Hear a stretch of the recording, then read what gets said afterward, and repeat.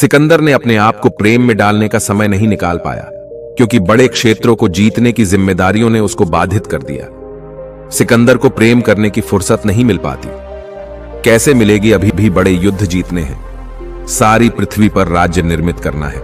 Napoleon यद्यपि रोज युद्ध के मैदान से अपनी पत्नी को पत्र लिखता है, लेकिन लिखता युद्ध के मैदान से ही है, घर कभी नहीं आता।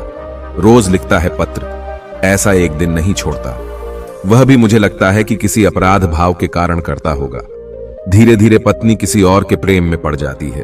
वह नेपोलियन अपना पत्र ही लिखते रहते हैं। वह उसकी पत्नी जोसेफाइन नेपोलियन के पत्र पढ़ती भी नहीं। फिर जोसेफाइन के संबंध में कहा जाता है कि वह धीरे धीरे नेपोलियन का पत्र खोलती भी नहीं, कचरे में डाल देती, क्योंकि स्त्री कब तक प्रतीक्षा करे।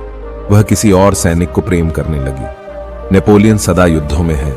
वहां से पत्र लिखता है रोज कि आज एक नगर और जीता, तेरे चरणों में समर्पित है प्रिय जोसेफाइन।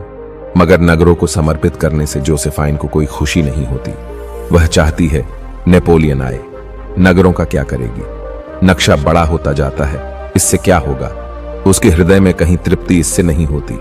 आकांक्षी लोग न तो प्रेम चाहते हैं न देते हैं। उन्हें फुर्सत नहीं, अभी बड़े काम करने हैं। इलेक्शन लड़ना है, करीब आ रहा है इलेक्शन।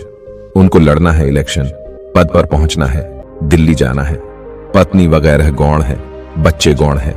इसलिए राजनीतिज्ञों के, बड़े से बड़े राजनीतिज्ञों के बच्चे भी आवारा और बर्बाद हो जाते हैं, हो ही जाएंगे। धनियों के बच्चे सत्य की तरफ नहीं बढ़ पाते। बाप को फुर्सत नहीं है। वह धन इकट्ठा कर रहा है, हालांकि वह कहता यही है कि इन्हीं के लिए इकट्ठा कर रहा हूं, लेकिन इनसे कभी मिलना ही नहीं होता। जब वह आता है घर वापस, तब तक बच्चे सो गए होते हैं। जब सुबह वह भागता है बाजार की तरफ, तब तक बच्चे उठे नहीं होते हैं। वह भाग दौड़ में है। कभी रास्ते पर सीढ़ियां चलते मिल जाते हैं तो जरा पीठ थपथपा देता है। वह भी उसे ऐसा लगता है कि बेकार का काम है। इतनी शक्ति बचती तो और धन कमा लेते। इतना ही किसी और को थपथपाते बाजार में तिजोरी भर जाती। ये नाहक बीच में आ गया। धनियों के बच्चों का बाप से मिलना ही नहीं होता, और बहुत धनियों के बच्चों को उनकी मां से भी मिलना नहीं होता, क्योंकि मां को भी कहां फुर्सत है।